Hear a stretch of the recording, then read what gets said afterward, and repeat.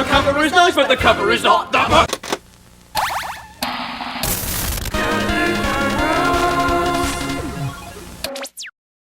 Well, Mary Poppins, I'm afraid to say you were only half right there. Indeed, a cover is nice, but the cover is not the book. But what if the cover in question is absolutely abhorrent? Or at least nowhere near as good as it could be to illustrate the masterpiece that's hiding in its case? Or even worse, has a much better alternative that they could have just used, but they just didn't for some reason. Well, that is the topic we'll be diving into for today's video, specifically about video game box art and how often it seems like Americans can totally screw it up for no reason at all, just like they do with healthcare and obesity rates. Granted, the UK was stuck with 50Hz displays and choppier frame rates right up until the PS3 days, so America had the advantage of the better versions of more retro games right out the gate, but what does that mean when you have box art like this? And I mean no ill will, America. I have still loved my time in all the 7 states I have visited thus far, and I always enjoy coming down. The food is to die for, the people as a whole are more chatty and friendly than in the UK, at least where I went to. Commodities are generally much cheaper than over here. Your shops are so enormous that by the time I exit one I feel like I've walked all the way home again. But when it comes to video game covers, why you do this? Do you want this hot stuff original artwork from series art director of Metal Gear Solid as your box art for the most epic installment of your long-running series? Or do you want Snake's giant old face filling out every corner of the box like he's stuck in a self-closing door? Yeah, this makes me want to play your game. Wrinkles, warts, and a grey moustache that most probably stinks of cigarettes and old milk from Snake's breakfast. Let me just try something here.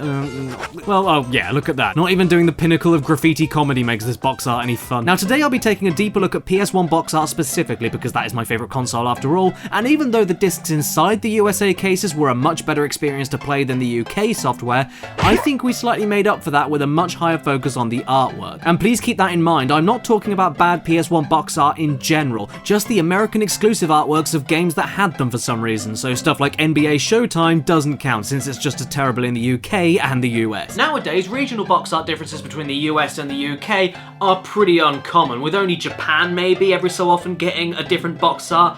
But back in the day, I don't know what marketers were thinking and how they thought each end of the audience would consume their games. Many of them even changed their titles for UK or US people. Like, you know we both speak English, right? What's the point of this? Lots of these differences were totally fine, but more often than not, they really weren't. I don't want to be that guy though, so please allow me to display the fact that there are a lot of box art differences that I don't have much gripe with. They do the job perfectly well enough for each region and I can flip-flop between them without having an aneurysm. Yes, even if they have different titles, which I still do not understand, but what can you do? I'm not a title come-upper. As a whole, I think I still prefer PAL boxes over NTSC, but whatever the case, That's a bit of video game box humour for you there. I think a fair amount of people can agree that generally NTSC box art could often be pretty ridiculous, with only the odd occasion existing where both the UK and America totally buggered it up. And don't even get me started on Japan, what the hell am I looking at here? Anyway, sit back and relax as I count down what I personally think are the top 10 absolute worst American box arts for the PS1 compared to their European counterparts. You may need a new pair of eyes after all of this though, because Christ on a bicycle, some of these are gonna burn you.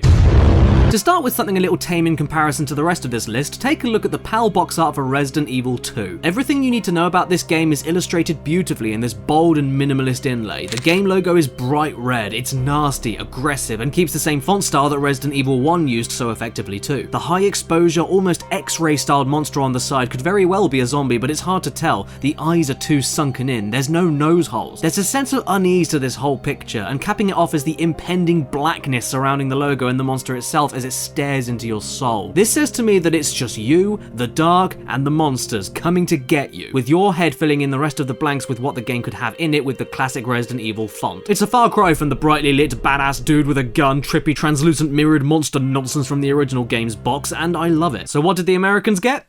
Well, like I said, this is pretty tame to start off this list. I don't think this box is downright terrible, but in comparison to the UK version, it looks a bit too much like Goosebumps to me. And not just with the slightly less effective, thinner and spikier steel capped font. It at least keeps the themes of spooky monsters coming to get you from the darkness, but I'm not a big fan of those grandma fingers clutching onto the sequel number. Instead of this unknown entity coming at you, I feel more like there's a weird fish beast that heard you forgot the number 2 for your game title and so rushed around the corner to politely put it there and say, "Ooh, don't mind me, I'll be out of your way in a second. Dinner's at 5! I like the exposed flesh mouth, I suppose, but give me the UK box art any day. This says Resident Evil 2 to me. And this wouldn't be the end for differing Resident Evil box arts between the US US and the UK. I mean, check out the Resident Evil Remake and Resident Evil 4 on GameCube. These UK cases don't need to say anything else to you. It doesn't need to prove anything to you, except give you the title of the game with minimalism. These two have always said to me, "Hey, we're so good and so scary, we don't even need to show you. We Dare you to pick us up. And then you get Resident Evil 4 and the remake from America, which aren't terrible just like the RE2 box art, not bad at all, but still seem to be more focused on showing you way too much and not be intriguing enough. If I saw these on the shelf years ago, I would have walked right on by them for how generic they look. One of the more unique games on the PS1 that pretty much defines how cool and experimental it was to me was Tomba. This box art I totally adore, and it really sticks out from every other PlayStation box art that tried using 3D rendered models on their covers. In fact, are these physical models or computer rendered? I really can't tell, it's that good. The details on the characters in the background are lovingly crafted, it tells you the style of the game will be very memorable, which it is with its 2D sprite running around 3D backgrounds in multiple in and out depth levels for platforming, and even though it's so colourful it can make you sick, the logo is just as colourful, yet doesn't blend in with its bolder and cartoonier contrasts. You know, much like the game itself, 2D sticking out in front of 3D backdrops. For the American box art, well, like the previous box art I showed off, this is far from awful to me, but placing it next to the beautiful PAL box art is almost embarrassing for it. Firstly, why the different name? Were UK people more likely to buy Tomba, but US people more likely to buy Tomba? Why? Is it because Tomba is closer to Honda and their popular cars in the US? I don't know! The colours are here, but it looks much darker and less vibrant, and the level of depth and detail has completely gone, leaving us with semi-decent drawings of the characters, but with one of the pigs wearing Madonna's bra on its eyes. This doesn't express how creative Tomba is to me, it just shows me that cavemen may have had pink hair once and like to assault pigs from behind. The mainline Final Fantasy games in PAL regions had some of the simplest yet most effective box art on the PS1. Sure, they were mainly just white with the game logos and a highly detailed drawing hiding deep within the game title, but they said all they needed to. I can see these proudly stapled as covers for a classic high fantasy book series. This screams epic to me. Much like with the Resi 2 PAL box art, it doesn't need to explain anything else other than this is Final Fantasy, son! And let you look more into it as you rack your brain trying to figure out what the image means and how it ties into a grand and prodigious story. Then the Americans came in and said there wasn't enough stuff plastered all over the place and totally ruined it. Okay, to be fair, I don't mind the Final Fantasy VII box art too much, that says a lot with a little, but the 8 and 9 box arts, I'm sorry, I just do not like these. The same logos are present, but with Final Fantasy VIII, instead of me asking who these two are, oh, never mind, there they are. What are they looking at? Why are they so sad while she's smirking off to the side? Did somebody flash her off camera? Oh yeah, that's good. And you know what else this cover needed? A big old Cruella de Vil in the background, because we need to cram as much in as possible, otherwise nobody will buy our game, even though the previous one converted millions of Americans into JRPG fans. That's not enough to go on, we need more stuff! And the Final Fantasy IX box art doesn't fare much better to me either. It's a little less cluttered and more focused than Final Fantasy VIII, yeah, but does this face make me want to drop everything I'm doing and play 4 discs worth of a strategic turn-based battle game? No. This makes me think of my math teacher.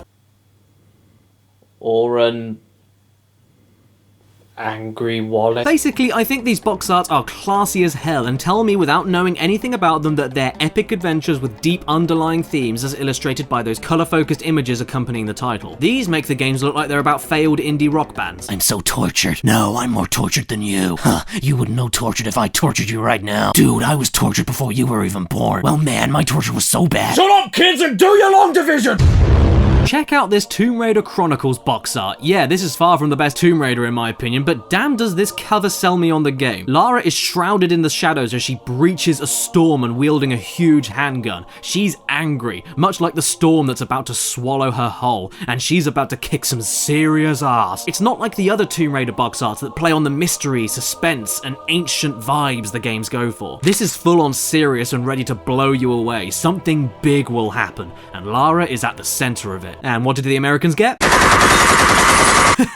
I'm sorry, what is this total disarray? I know Lara Croft is a badass, but what's with this ugly flaming logo window smashing Mission Impossible shit? Where is she jumping to? I don't think she's thought this one through. This seriously looks like a fan cover to me. Did the marketers really think no American would pick up a new Tomb Raider game unless they prove to the world that Lara is gonna shoot up your family while screaming down an earpiece? I'm fully aware she does infiltrate a skyscraper in this suit during the game, but this doesn't make me think of Tomb Raider and is highly misleading advertising. I mean, Angel of Darkness is mostly set in a city, but it keeps the mysterious, sinister, secretive vibes to the cover. This is just Die Hard.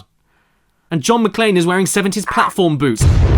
To me, the sequel to Spyro the Dragon will always be called Spyro 2 Gateway to Glimmer. And this cover I always found pretty cool. It's kinetic and right in the middle of an action shot. It's catching one of the many things you'll be doing in Spyro actually, charging around after weird looking creatures while Spyro looks totally in control. The mountains in the distance are a nice touch since they call back to the title screen of the original game. The sequel number is nice and stand out with the subtitle being a nice contrasting colour without hurting your eyes, and I feel it represents a lot of the colour choices and themes that the game itself sticks with. I think of Spyro 2 and I think of this box art.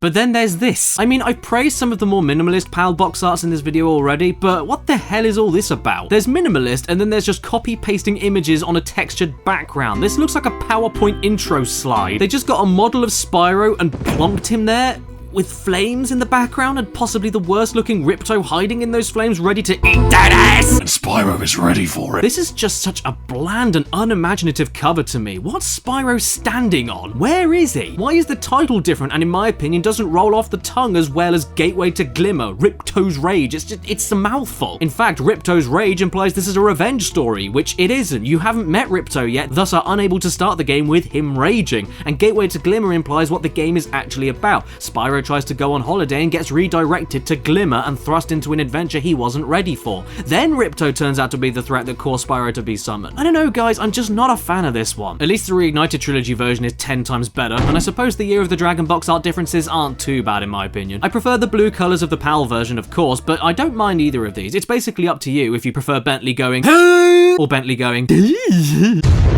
I love the Metal Gear Solid box art for PAL regions. The Yoji Shinkawa artwork of Solid Snake in this camouflage style almost makes you look at it twice because at first glance, it looks like just a random texture. But nah, this is a drawing of Snake, the king of stealth, and he's just as stealthy in this cover as he is in the game. And what he's in the middle of and why he looks so angry, well, you'll have to buy the game to find out. I love the colors, the logo is iconic, the textures tell you this is going to be a serious damn game with military themes. I totally love it. Oh, Jesus Christ. But Caddy, you're a hypocrite because you complimented the Final Fantasy box art even though they do pretty much the same thing! Well, no, Mr. Bobbing Head. Take another look at the Final Fantasy box art right next to the Metal Gear Solid box art and you'll see what I mean. Final Fantasy uses mystical and brilliant artwork related to the themes of the game gliding through the background. There's shading, everything here feels like it was deliberate and stylistic. This is just a transparent PNG logo with one singular colour and no shadows or detailing just splatted onto a white background. Final Fantasy tells me this is a tale too epic for a box art to show me alone, but this tells me that the cover designer's son likes to glue pretty whittle pictures on pieces of paper. Combine this with the garish nightmare of the greatest hits sleeve and I actually have to swallow extra hard so my puke stays down. And no, I'm not a huge fan of the alternative US cover either, but it's at least much better than the standard one.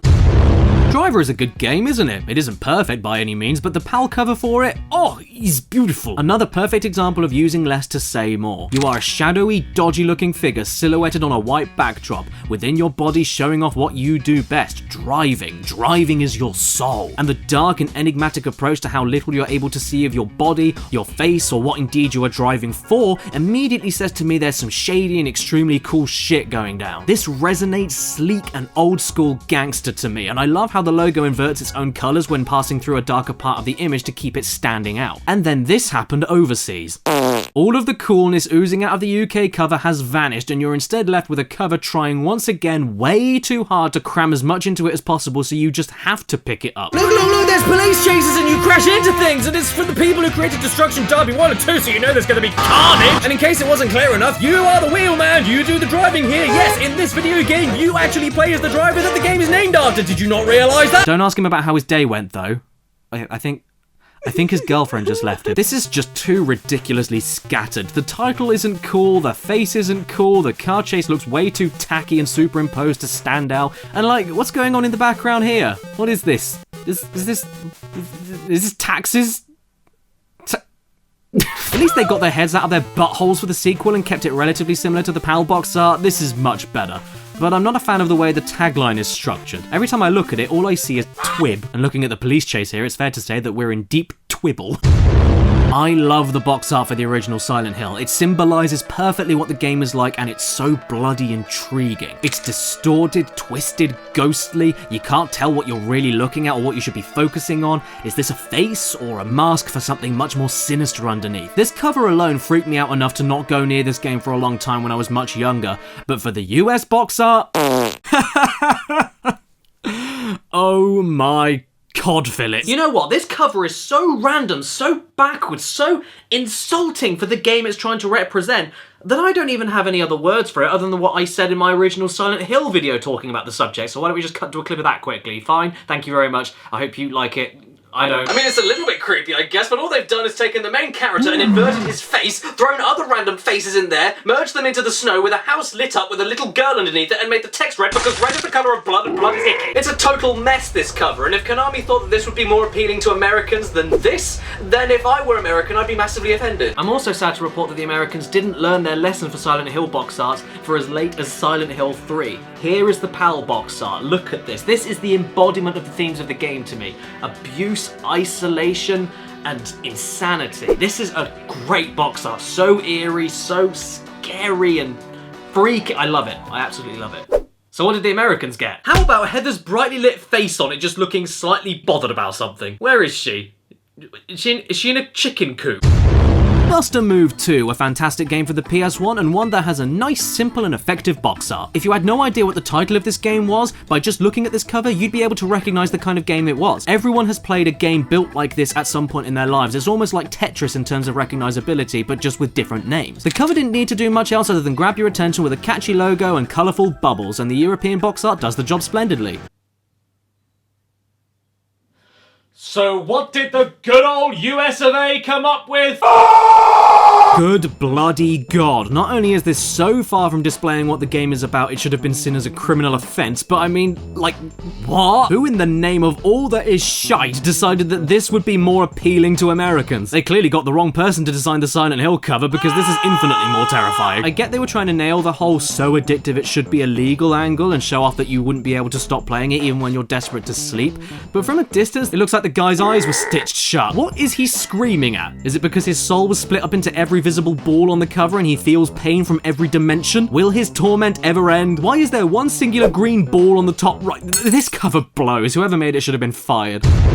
Believe it or not, this is the rarest game for the UK PS1 that I own, because Symphony of the Night did not sell nearly as well in the UK as it did in America, and I was very lucky to grab this thing at the price that I did. Don't ask me why it's so expensive and rare in the UK, especially with a box art this beautiful. It might have had something to do with the art book and soundtrack compilation of previous Castlevania games, but I don't know, it is what it is. I suppose the UK market took a little longer to jump onto the anime aesthetics that Americans already welcomed with open arms years prior. Regardless, why nobody even glanced at this box art to give the game a try, I have no clue whatsoever. This is easily my favourite PS1 box art of all time. It's 110% enrapturing for my imagination, and I get lost in its immense levels of detail every time I look at it. Ayami Kojima, you're a master. I don't know if you designed the box art for the marketers, but the artwork alone sells it. This is Symphony of the goddamn Night, and it isn't afraid to show you that. But hey, the game sold tons better and gained a much higher following in the States, so maybe they loved this box art as much as I did and they bought it in droves. Oh wait, no, they got a 5-year-old to do it! I don't even need to say anything about this cover. For the game it represents, and in comparison to the other region art specifically,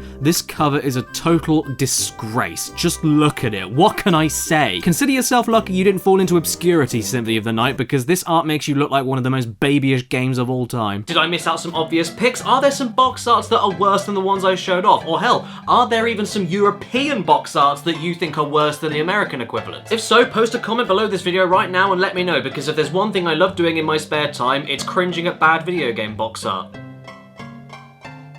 I seriously need to rethink my life choices. And don't forget everybody, yeah, there have been some truly terrible covers for this list video today, but every so often, even the unique American and European box arts of the same games can be just as bad. Like Mundu's Fight Palace on the Commodore, for instance. It's ugly and stilted for the UK box art for sure, but it looks just as bad in No, actually, no, I changed my mind. This is worse, this is worse, this is worse. Now, if you'll excuse me, I need to get back to making the Metal Gear Solid 4 box art much more fun.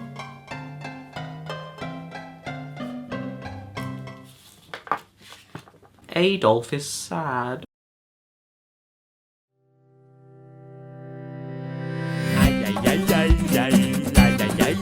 Subscribe. Hey everybody, and thank you so much for watching this video until the very end. You want to see some outtakes? They'll be at the very end of this video, so please stay tuned for that. Don't go anywhere, because first, I'd love to thank you for watching this video to the very end, because that really means a lot to me and it's helping the channel grow, so thank you so much. If you enjoyed the video, please consider leaving a like or commenting down below, like I said during the episode. I'd love to hear what you thought of my picks for the list, or anything that I missed, or other regional differences that you're not a fan of. I'd love to see all of that stuff.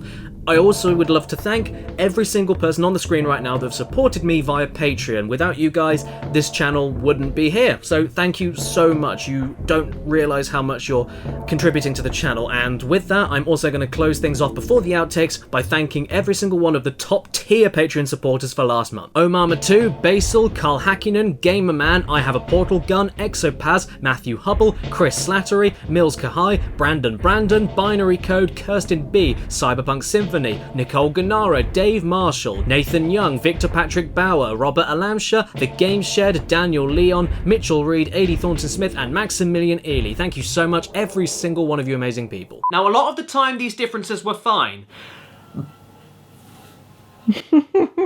Thank you for your opinion, Mr. Plain. Where are you going? Well, Mary there, or at least nowhere near as good as were nowadays. Ooh. Anyway, sit back and relax as I go. Relax as much as the dog. Feel free to make the biggest noise you can as you relax. This to me is the embodiment of the themes of the game: abuse, isolation, and the other thing. Bum. Bum. Does that make you think of bum? Yeah.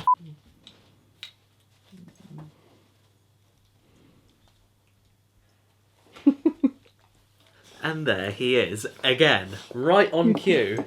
Right on cue. Where do you think you're going? You're too big to get through there. I admire the dedication.